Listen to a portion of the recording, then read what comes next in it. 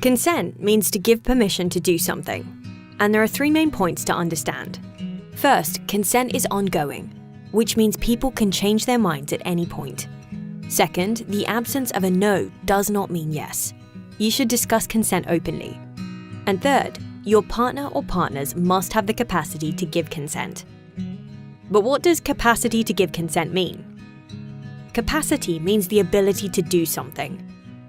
You may have noticed that things like alcohol and drugs can reduce your ability to make reasoned judgments, such as deciding when it's safe to cross the road. The same applies to consent.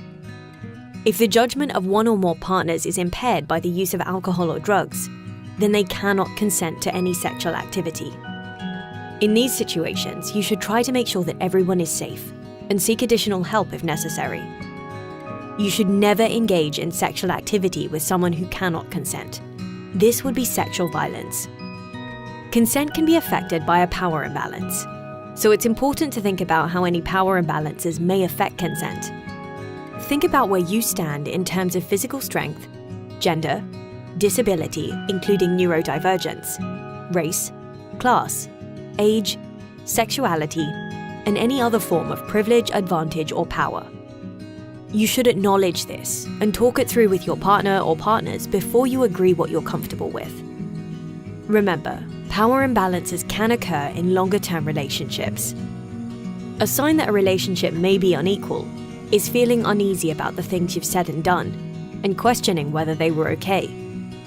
If you think that you may have caused harm to someone else, support is available to help you change this behavior. Sometimes a power imbalance means that consent is not possible.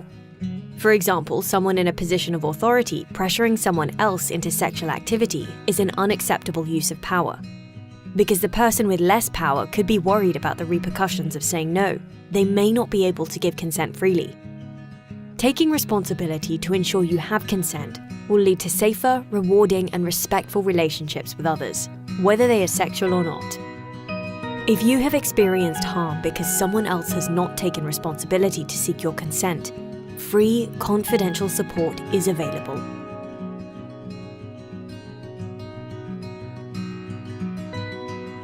You do not have to make a complaint to the university or report to the police to receive this support. We believe you. We will support you and your choices.